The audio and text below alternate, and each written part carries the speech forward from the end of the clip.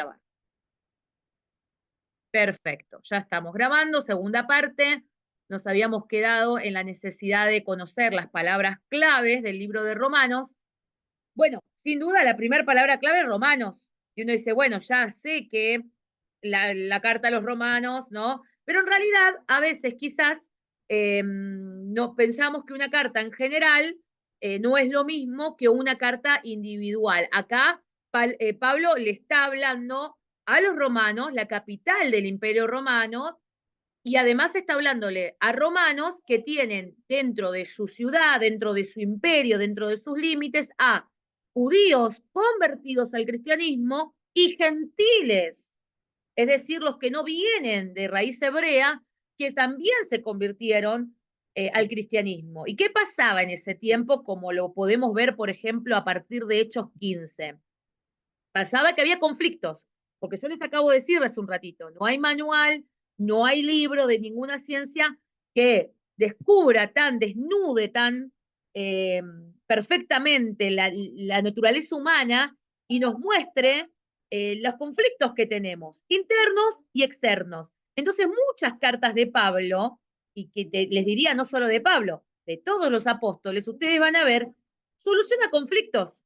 Está continuamente aclarando temas, diciendo cómo hay que llevarse, hablando de la buena nueva, cómo practicarla en nuestra vida diaria. Y eso está bueno. Está bueno porque nos hace a nosotros todavía mucho más cercano el Evangelio. Así como Jesucristo vino en cuerpo, caminó en esta tierra y se acercó a las personas en conflicto, no solamente en conflicto a nivel espiritual porque estaban endemoniados, sino también a las personas que somos fragmentadas sin Cristo, a venir a restaurar la imagen de Dios en nuestras vidas y vino a solucionar nuestros conflictos, los más graves y los más importantes, los de interiores.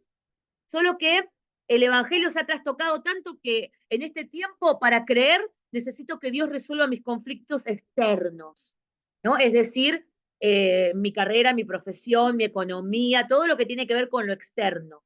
Claro que Dios puede hacerlo porque Él es el dueño del oro y la plata, pero Él bien sabe y conoce que nuestra mayor dificultad y nuestros mayores conflictos, esos que nos quitan el sueño, esos que nos mantienen en angustia, que nos mantienen en vilo, que nos sacan y nos roban la felicidad del hoy y no nos dejan pensar en el mañana sanamente, son los que pasan acá adentro. Por eso tan importante, ¿no? Ver cómo cada libro de la Biblia nos viene a recordar a qué vino Jesucristo, a tratar con el corazón del hombre y la mujer, a tratar con el ser humano y los conflictos que tenemos a partir de que se haya deformado nuestra imagen, la imagen de Cristo en nosotros.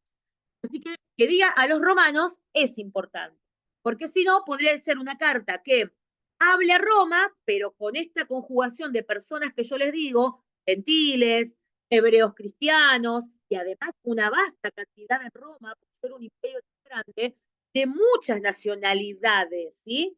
Imagínense que hay un dicho que dice, todos los caminos llevan a Roma, porque Roma fue un imperio que entendieron que para comercializar tenían que abrir caminos y que esos caminos de un pueblo a otro los llevaran nuevamente a Roma.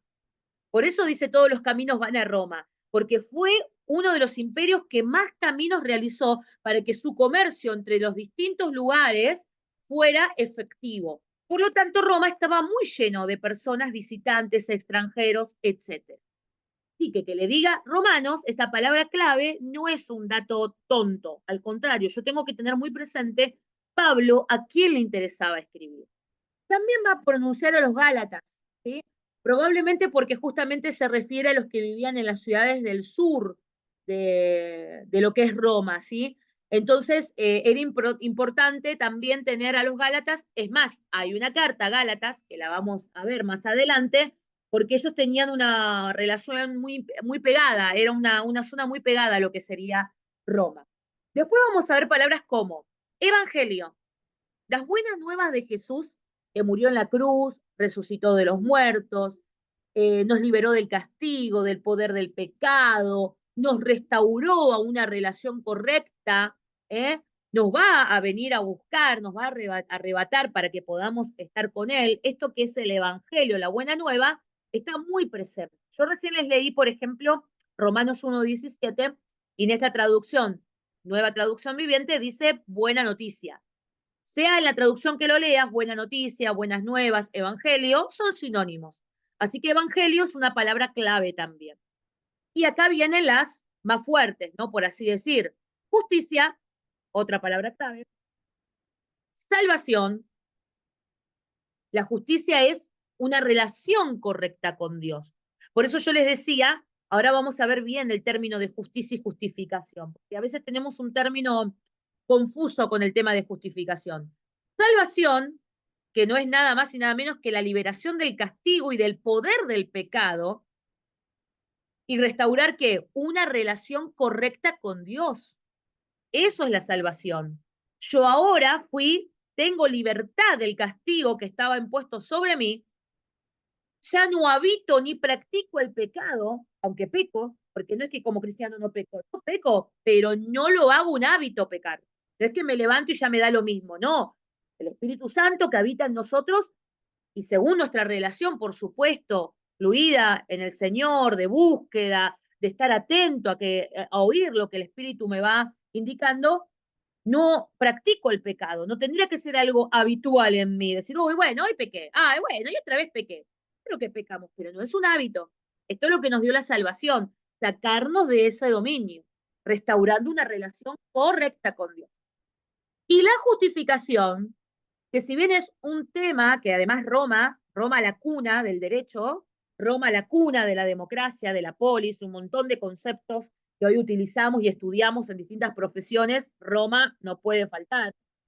Bueno, la justificación, que es un término legal que significa estar bien ante Dios y que justamente proclama la libertad del castigo por el pecado, no es lo mismo que la justificación que nosotros pensamos como excusa. ¿Sí? No sé si me doy a entender, pero vieron que muchas veces decimos, bueno, justifica tu falta. Bueno, es que yo falté porque, y doy como una excusa o doy una explicación. Y a veces tenemos ese término relacionado con justificación. Ah, Dios me justificó. Es decir, Dios vino y le dijo al enemigo, bueno, no, pero el pobrecito pecó porque es débil, no sabía. No, Dios no vino a justificar lo que hacemos, porque todo lo que hacemos, en realidad, sí o sí merece un castigo. Por eso la ley antes, en el Antiguo Testamento. Por eso Cristo que vino a cumplir la ley, porque si él no cumplía la ley, él mismo se hacía falto contra él. Si él decía, bueno, yo puse las reglas del pacto y de la ley, pero ahora la levanto y voy por la gracia. Una persona que hace cambios de esta manera y es una persona poco creíble, poco, ¿no? Uno diría, bueno, hoy dice una cosa y mañana hace otra. Dios, por supuesto, entiende esto y dice, él, si yo puse estas reglas y nadie las puede cumplir desde Adán hasta aquí, bueno, envió a su hijo y su hijo, dice la palabra, vino a cumplir la ley. Una vez cumplido el pacto antiguo, la ley dijo, bueno, listo, esto ya no es más por ley. Ahora, este es el nuevo pacto en mi sangre. Por eso decimos esto en la Santa Cena y es tan importante, ¿no? Cuando compartimos la cena del Señor. Este es el nuevo pacto en mi sangre. Ahora comienzo otro trato. ¿Cuál es ese trato? La gracia. Pero él tuvo que cumplir, así que no es que justificó mi pecado. Bueno, pecó porque no sabía. No, no es esa clase de justificación. Es la justificación que dice, todo lo que ellos tienen que pagar, pongo yo mi cuerpo, mi sangre, mi vida y lo pago. Porque si no justificar, cuando yo voy y justifico la falta en el trabajo, ¿qué pasa? ¿Me lo descuentan? Si yo justifico en el trabajo la ausencia, cuando es justificada, no deberían descontármela. Me la descuentan cuando yo no lo justifiqué la falta. Lo mismo en el colegio, en una asistencia. Si yo traigo justificativo, listo, tu falta no es tenida en cuenta. ¿Ven que es muy distinto a la justificación que nos habla en Romanos y nos habla el concepto cristiano?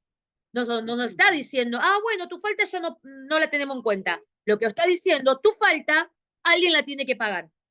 Y ahí apareció Jesús. Ahí dijo Jesús, yo lo pago. Entonces, Es esto es el decir, concepto de justificación. Sí, no, o sea, era tan grave todas las cosas, todos los pecados, que justamente eso era lo que hacía que alguien tenga que pagar, no que bueno, ya está, te exacto, la pasamos. No, tal o sea, cual. al revés, hizo necesario el sacrificio de Jesús. todo el tal mal cual. de la humanidad. Exacto. Y mismo, ¿por qué? Porque Dios mismo plantea la gravedad del pecado. Entonces no podía el Señor decir, bueno, yo planteé esto, la importancia de seguirme, la importancia de que, y el pecado, y decir, bueno, listo, vamos como borrón y cuenta nueva. Hace un borrón y cuenta nueva, pero no como pasando la falta, porque es grave el pecado. Entonces, alguien tiene que morir. Alguien tenía que morir. En el Antiguo Testamento eran los sacrificios. Y había que hacer un sacrificio, el tal manera, bueno, él viene como cordero. Por eso ven cómo cierra cuando uno va viendo de principio a fin el hecho, y es más, en Romanos que vamos a ver, las dos, lo que se conoce como las dos cabezas federales, ¿no? Ustedes van a ver que Douglas en el video se lo nombra, porque además Douglas, que viene de una corriente más calvinista, ellos tienen muy marcado esto de las dos cabezas federales, es decir, Adán, el primer Adán, y el postrer Adán, que es Cristo. Es decir, lo que Adán no supo y no pudo cumplir y llevar a cabo, bueno, en Cristo, este postrer Adán sí llevó a cabo la ley, la cumplió, pagó, y cerrado ese pacto, cerrado ese trato, comienza uno nuevo. Es como cuando nosotros, salvando muchas distancias, pero para que ustedes me comprendan lo que quiero decir, cuando vos tenés un contrato de alquiler, vos no podés o no deberías poder cambiar un montón de cosas en el contrato que tenés hasta que no finalice.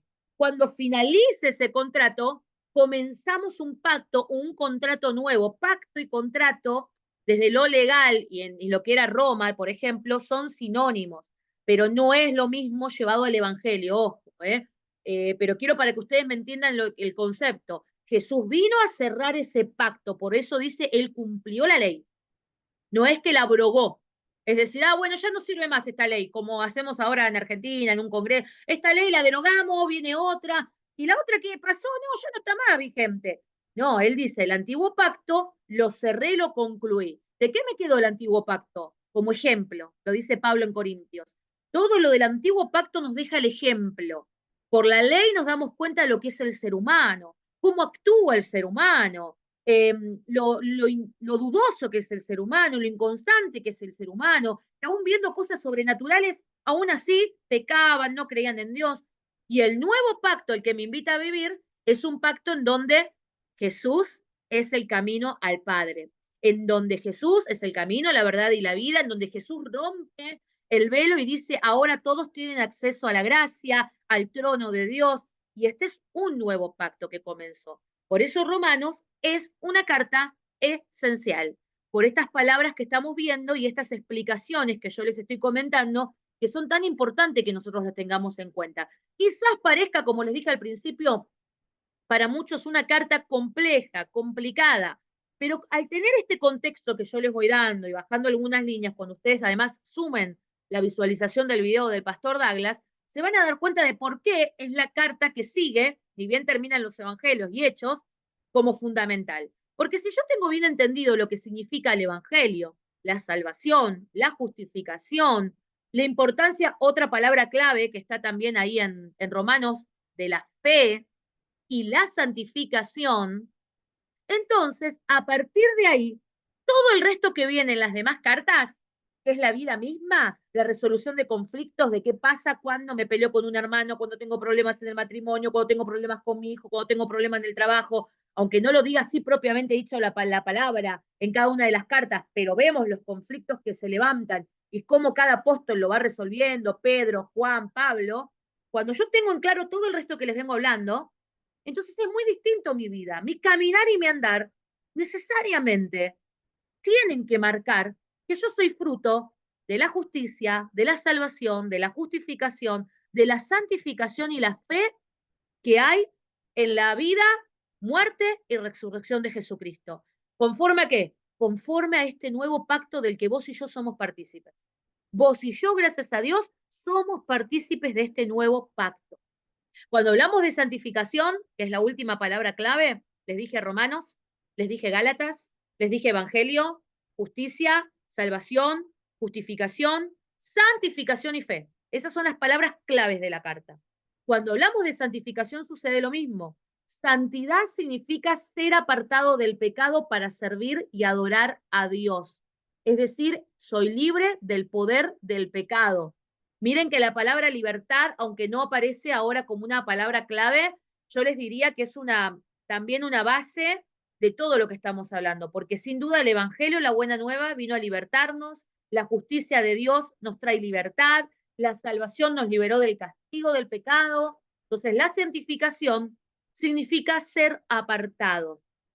Y ojo, porque a veces también con el tema de santificación hay mucho que trabaja en nuestro inconsciente, que trabaja a diario en nuestra vida, que pensamos que nunca llegamos a ser santos.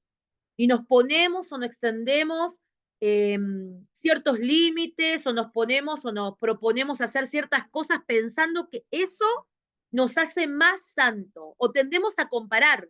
No, el pastor sí que es santo.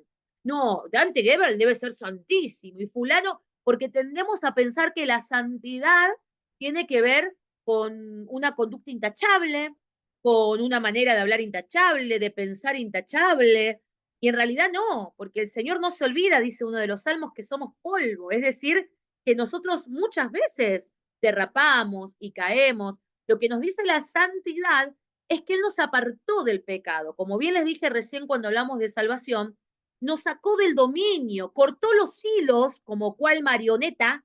Ustedes vieron las marionetas antiguas o cualquier marioneta es manejada por algo, ¿no?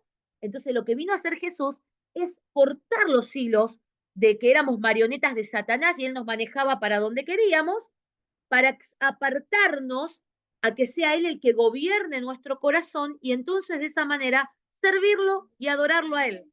Esto es la santidad. Quiere decir que todo cristiano que persevera en Cristo, cae, se levanta, sigue, tiene días buenos, días no tan buenos, días que las cosas salen mejor, otros más o menos, pero todo cristiano que persevera en Cristo es santo. Y así tiene que mirarse y así tiene que pensarse. No pensemos que hay algunos más santos que otros por títulos o lugares en iglesia o por años en ministerio. Lo que yo tengo que tener claro es que soy santo primero porque el Señor me santificó. ¿Qué hizo? Me apartó. Y luego sí hay una santidad diaria en la que voy a trabajar en mis pensamientos, en mi actitud, y que eso sí va a llevar mucho tiempo hasta que el Señor venga a buscarme, porque todos los días tengo cosas que mejorar, tengo cosas que rever, tengo cosas de las que arrepentirme y hacerlas nuevamente mejor. Eso sí es la santidad de todos los días, pero la santificación, el decir yo soy santo, es decir yo soy apartado. A mí me apartó Dios para una tarea, para su obra, para servirlo, para adorarlo, para darle gloria en todo lo que hago. Entonces la santificación es una obra completa que ya le hizo el Señor del momento en que lo apartó. Y la santidad diaria, el proceso de santidad, de la llenura de su espíritu, de ir mejorando, como les digo, en nuestro andar, sí va a requerir de un trabajo diario con la ayuda del Espíritu Santo para que nosotros podamos mejorar. Porque claro que eso se va a manifestar, la santidad se manifiesta a diario en lo que hacemos.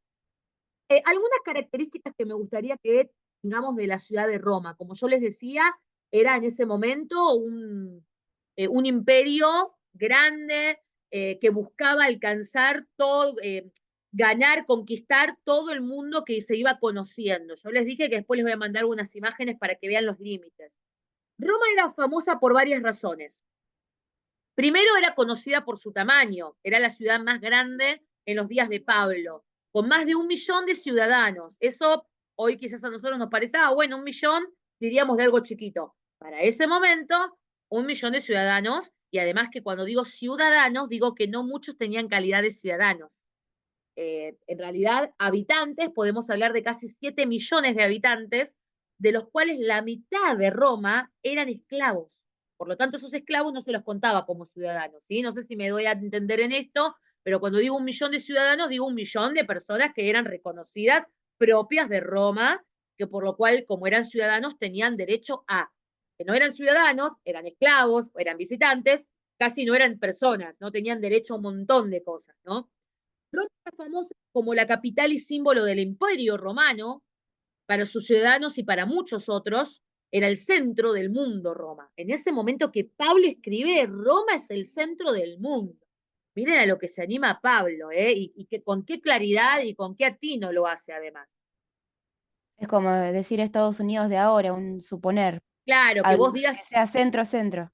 exacto, viste, que vos digas uno de las ciudades más Sí, concurridas, más conocidas, más deseadas de alcanzar, y bueno, y ahí le atina y le escribe Pablo y les dice, ustedes romanos necesitan saber esto, porque les repito, como les dije en lo que quedó quizás del video anterior, eh, Roma no es fundada, la iglesia de Roma, por Pablo, sino que acuden a Pablo, por supuesto por reconocerlo como una persona. En ese momento que Pablo escribe la carta de Roma, hacía ya 25 años aproximadamente que Pablo venía transitando el Evangelio.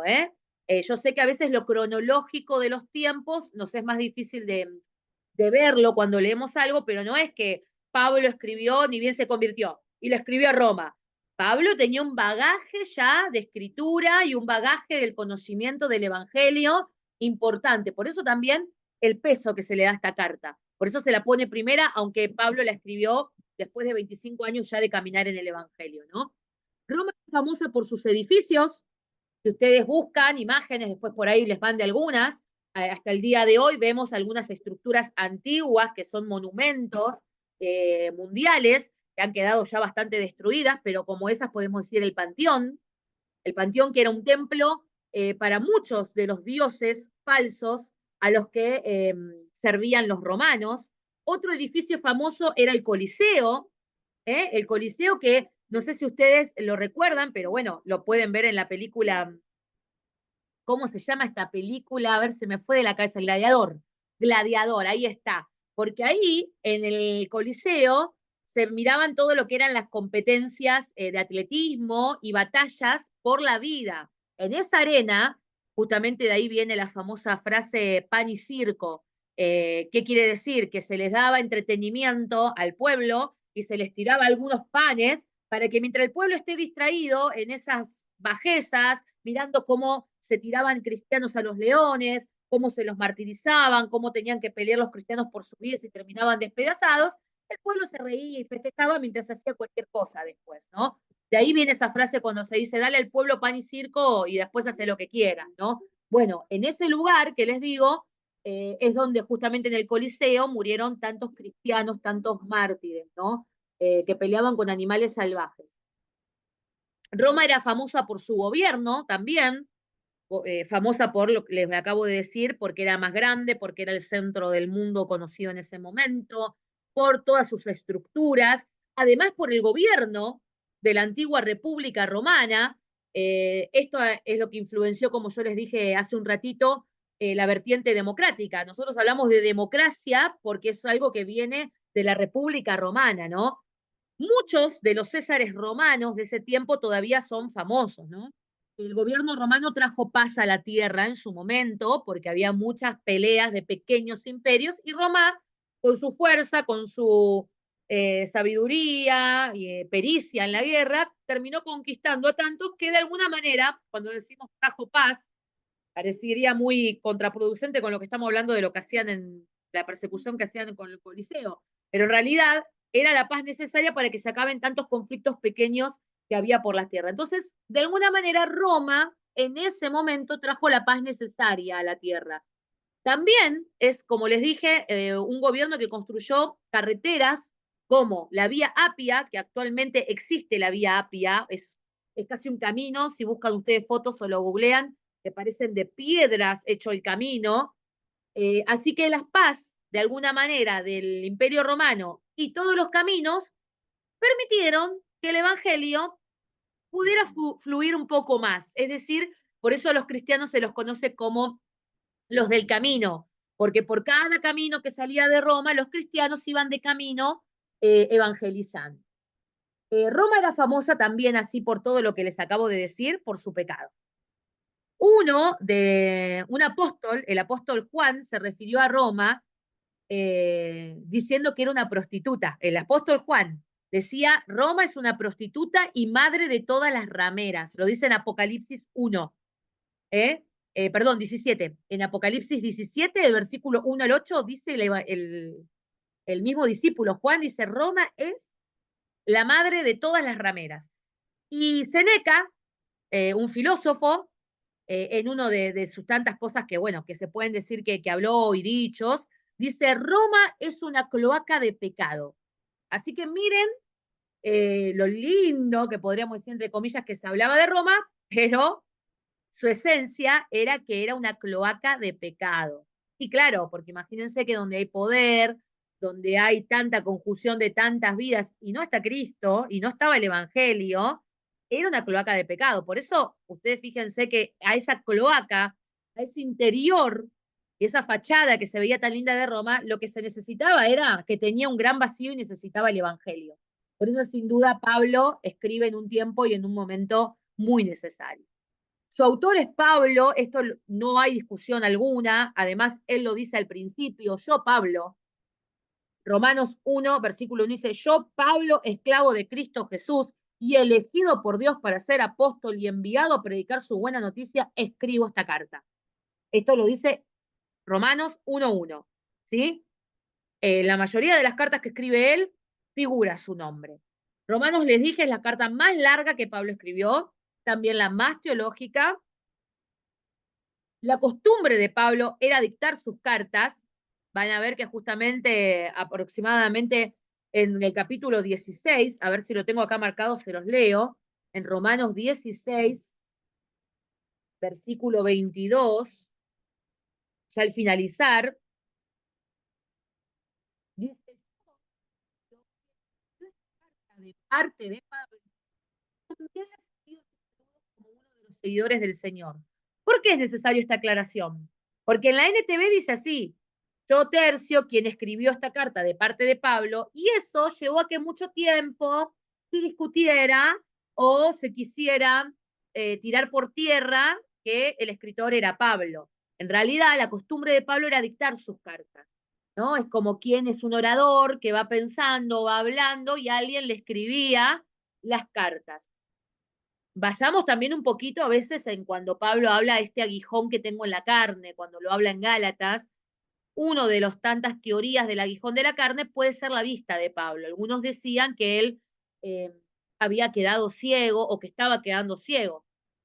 Es para tener en cuenta sabiendo que el encuentro que tiene Pablo camino a Damasco, una de las características que hay cuando se encuentra con el Señor que le sale en el camino, lo deja ciego. Por muchos días estuvo ciego hasta que vino a hablarle a alguien enviado de parte de Dios y ahí se le caen como unas escamas de los ojos. Puede ser que desde esa luz tan fuerte que él vio de Cristo ahí apareciéndole, hayan quedado algunas consecuencias en este cuerpo terrenal que tenía Pablo también. Por eso solía dictar sus cartas. Pero es importante que los estudiantes sepan, ¿no es cierto? Cuando alguien viene, no, pero la escribió en realidad otro, un tal Tercio, porque acá dice, bueno, uno sabe el contexto y dice, Pablo solía dictar, ¿no? Pero después las firmaba las cartas, ¿eh? O sea, muchas veces van a ver, por ejemplo, en Tesalonicenses, que dice, y acá escribo yo, de puño y letra, para que sepan que yo soy el que escribe esta carta y escribe como en letras mayúsculas y la Biblia misma la traduce en letras mayúsculas. Puede ser que entonces por su visión. Pablo se llama a sí mismo, como le leí recién, esclavo o siervo. Usaba muchas veces estas metáforas o descripciones gráficas para describir qué cosa, la relación que él tenía con Dios, esta relación que él tenía, estas ilustraciones, el esclavo de Dios, el hijo de Dios, o habla de la novia de Cristo. Pablo, igual que todos los creyentes, pertenecía a Jesús. Vos y yo pertenecemos a Jesús. Fue comprado, igual que vos y yo, con la sangre de Cristo. Y le tocó servir en ese tiempo y hablar de esta manera y ser de esta manera, ¿no? Pero esto no aparta de que él haya sido tan amado, tan aceptado y todo esto que él habla de la salvación, él sabía por propia vida que era así y así lo vivía él también, ¿no? Por lo tanto, siempre vamos a ver que habla o usa esos términos. Al principio puede ser que también a los romanos le haya asombrado un poco que Pablo utilizara el término esclavo, porque como yo les dije recién, la población de todo el reino romano era casi de 7,5 millones y la mitad eran esclavos. Así que de golpe que Pablo se ponga casi en comparación y diga, yo también soy un esclavo, pero de Dios, era realmente algo que estaba levantando en estima lo que significaba la esclavitud, no porque la justificara o estuviera a favor. Muchas veces y mucho tiempo se criticó o se critica a la Biblia o a los cristianos como diciendo, bueno, ustedes de alguna manera apoyan la esclavitud porque en la Biblia nunca se habla en contra de la esclavitud. Y es lo que pasa es que volvemos siempre a la misma discusión. No es que por eso ni Dios, ni los apóstoles, ni nosotros como cristianos favorezcamos la esclavitud. Es que el Señor vino primero a solucionar lo más importante en el hombre y la mujer en toda la historia, la esclavitud del pecado, la esclavitud a la perdición, la esclavitud a una vida sin Cristo. Históricamente en ese tiempo esclavos había, por más que Pablo empezara a profesar y a decir, liberen a los esclavos, la esclavitud no es de Dios, como mucho se lograría una revuelta o se podría lograr una guerra, pero no iba a modificar lo que verdaderamente el Evangelio quería modificar. Por eso es importante que a veces repensemos como cristianos los lugares que ocupamos y qué cosas atacamos, porque cuando a veces atacamos pensamientos, movimientos que se van a levantar en este mundo y se van a levantar en las políticas del Estado y en los espacios que nos movemos, la verdad es que por mucho tiempo que estuviéramos debatiendo con muy buena voluntad y tengamos toda la razón, no vamos a resolver el conflicto verdadero a que vino a resolver Jesús. La buena nueva está para resolver el verdadero conflicto, no de que si nos gobierna fulano o mengano, sino quién gobierna nuestro corazón. Porque la persona que tiene a Cristo gobernando en su corazón, esté bajo el gobierno del país que le toque vivir, va a poder sortear todas las dificultades sabiendo que estamos por este mundo como peregrinos y extranjeros y que este no es nuestro final, ¿no? Por eso es tan importante siempre pasar por el tamiz de, bueno, voy a discutir sobre algo, ¿vale la pena que pierda una amistad, que tenga la razón, que gane la discusión? Si no voy a traer libertad a la otra persona donde verdaderamente Cristo desearía, que eso en su alma, quizás ahí nos demos cuenta que quizás no vale la pena argumentar sobre ciertos temas que no van a traer libertad a las personas como realmente la buena nueva quiere traerlo. Pablo va a enfatizar ahí en Romanos que el cristianismo es más que una religión, es una relación, y esto es muy importante. ¿Por qué? Porque Pablo entendía que en el antiguo pacto Dios establecía una relación, por ejemplo, en el capítulo 4 va a hablar del ejemplo de Abraham, con Abraham, y ahora Dios estableció una relación para crear un pueblo para sí mismo. Dios esperaba que Israel, en ese momento que él elige a Abraham y dice, Abraham, vos vas a ser el padre de este pueblo de Israel, Dios buscaba tener una relación con este pueblo de Israel en fe, amor y obediencia. Bueno, en este nuevo pacto, en Jesucristo, Dios también establece una relación. Siempre el cristianismo es más que una religión. El cristianismo es una relación y se trata de una relación nuestra con Dios. En el antiguo pacto podemos hablar del pueblo de Israel con Dios y en este nuevo, en Jesucristo, la relación sigue estando y el deseo de Dios sigue estando en relacionarse con nosotros de la misma manera. Fe, amor y obediencia. Y qué lindo es esto, ¿no? Porque nos hace ver que nosotros como creyentes nos toca responder de esta manera. Con fe, porque como bien vimos hace un rato y hablamos del principio, es la fe en la obra de Jesucristo lo que a mí me hace, que me asegure, por así decir, o que me haga propio, que me adueñe de la salvación, de la justificación, porque tengo fe que en la obra de Dios yo conseguí todo esto. Amor, porque Dios busca que su pueblo tenga una relación, no solo entre nosotros, sino nosotros con Él y Él con nosotros de amor, porque Dios es amor. Y porque el amor que nos viene a plantear es el verdadero concepto de amor, ¿no? El concepto egoísta que tiene este mundo de amor, donde amor es cuánto vos me haces feliz, cuánto realmente das por mí, cuánto haces por mí. El amor es desinteresado, ¿no? Si yo voy a hacer algo por amor, no te lo voy a andar continuamente, ¿no? Sin ir más lejos, Jesucristo no anda continuamente diciendo, che, mirá que fui a la cruz por vos. Che, ¿te parece yo que recibí tantos latigazos por vos? No encontramos un Jesucristo que en ningún momento se arrepienta, no, al contrario, dice Filipenses, con el gozo puesto delante fue obediente hasta la muerte en la cruz. O sea, encima produzco en él este gozo, que no es que se andaba sonriendo, sino el gozo de decir, se está cumpliendo el plan de mi Padre para que en todo el mundo pueda recibir el amor de Cristo. Entonces esta relación es una relación de fe, de amor y de obediencia. Jesucristo mismo le dice a sus discípulos, ¿me aman? Si me aman, obedezcan mis mandamientos. Porque sin duda una cosa es decir, sí, yo te amo, te amo, te amo, te amo, pero hago todo lo contrario a lo que sé que a vos no te gusta, no te agrada, te hace mal. Uno va a decir, che, loco, me amás, pero eso me lo decís de la boca para afuera, pero después haces, esto me hace mal y lo estás haciendo. Ah, no, pero yo te amo. No, los actos y el amor se puede mostrar en la obediencia que nosotros mostremos a Jesucristo. Por eso Jesús le dijo, si me aman, obedezcan mis mandatos. No porque él es un tirano, no porque es un narcisista, un egocéntrico, no, porque como buen padre sabe que lo que nos mandó a obedecer es en beneficio para nuestra vida. Ninguno de nosotros le vamos a decir a nuestro hijo, nuestra hija, que coma algo que le va a causar malestar. Al contrario, a veces forzamos con ciertas comidas, con ciertas disciplinas, con ciertos hábitos. ¿Por qué? Porque como padre, aunque ellos pequeños no lo entiendan, no les gusten, nosotros como papás sabemos que eso le hace bien. Dormir a tal hora, bañarse cuando te digo, comer lo que pongo acá en la mesa, y lo hacemos siendo padres imperfectos, dice Jesucristo, pensando que justamente esto que le doy a mi hijo es bueno. Después estará la discusión de que hay muchos padres que no dan cosas buenas a sus hijos, pero eso dejémoslo para otro día. Lo que sí sabemos es que el Señor es un padre perfecto y que lo que Él dio como mandato es para nuestro bien. Por eso va a dejar claro Pablo en Romanos que el cristianismo es una relación de fe, amor y obediencia en el antiguo y en el nuevo pacto. Eso no cambia. Por eso la relación de Pablo con el Dios del Nuevo Testamento, que comienza en el camino a Damasco, ese encuentro que tiene y le cambia su vida, lo vamos a ver, que él de ahí en más dice, yo soy un siervo, llamado con un propósito y vengo a ser un esclavo de Dios porque yo quiero tener esta relación de amor, de fe y de obediencia hacia Él.